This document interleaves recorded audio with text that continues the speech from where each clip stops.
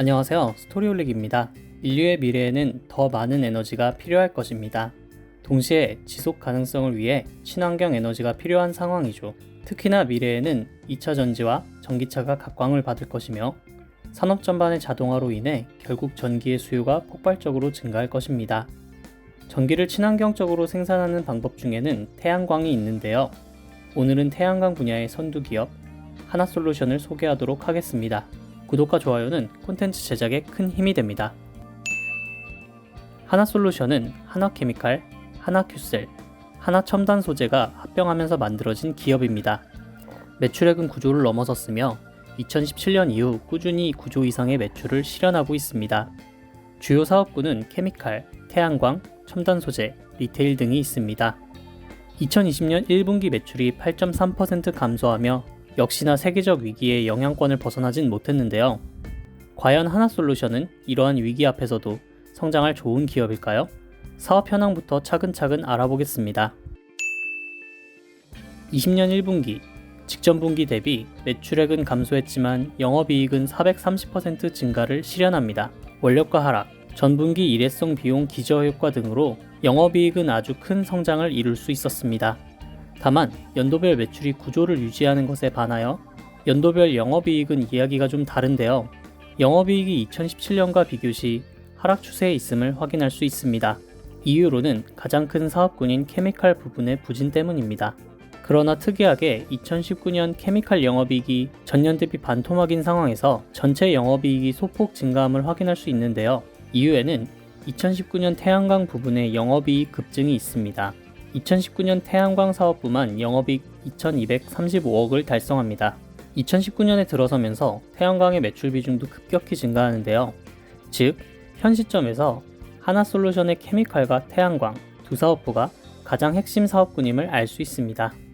사업부별 매출 순서대로 분기별 영업이익을 확인해 보도록 하겠습니다. 먼저 매출 1등 태양광은 영업이익 역시 고공행진을 진행 중에 있습니다. 케미칼의 경우 19년 4Q에 발생한 큰 영업이익 하락을 20년 1Q에 만회하며 회복세에 있습니다. 저유가 기조 영향으로 생각됩니다.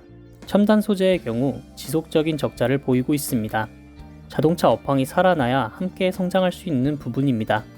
리테일의 영업이익은 그리 큰 비중을 차지하고 있진 않아 하나솔루션의 사업에 큰 영향은 없을 것으로 판단됩니다. 매출 비중과 영업이익, 순이익 비중이 가장 큰 태양광을 포함 하나큐셀 사업부의 분석을 중점으로 진행하겠습니다. 역시 태양광은 하나솔루션이 세계 1위 자리를 지키고 있습니다.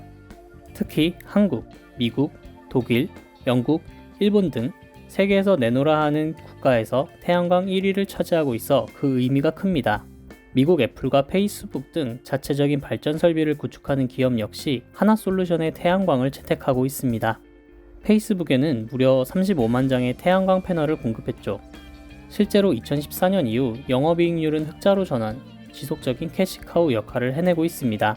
중국의 저가 공세와 중국 태양광 보조금 축소 등 여러 악재 속에서도 사업을 잘 영위한 것 같습니다. 향후 글로벌 태양광 발전 증가 추세에 따라 앞으로의 태양광 사업 전망 역시 밝습니다.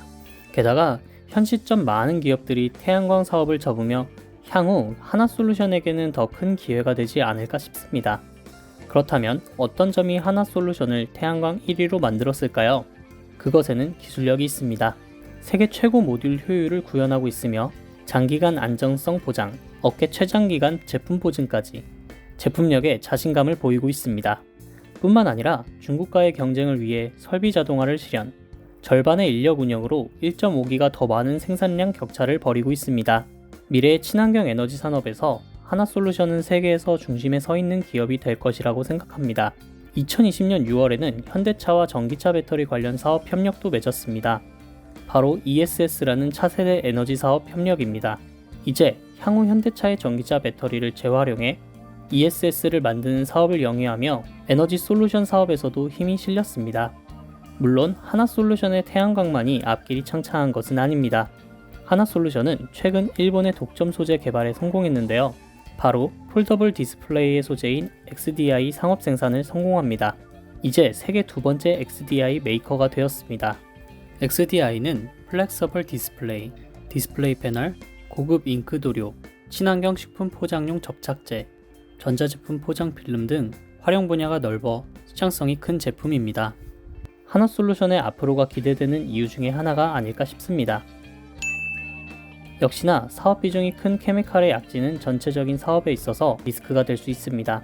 20년 1Q의 경우 저유가 기조가 유지되면서 원가 마진 개선으로 영업이익을 증가시켰지만 유가 회복 시 약간은 의문입니다.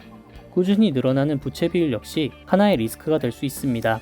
20년 1Q 기준 부채 비율은 186%까지 지속 증가하였습니다.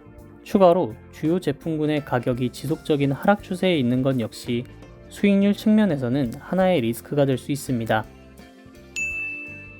하나케미컬의 월봉 기준 차트를 보도록 하겠습니다.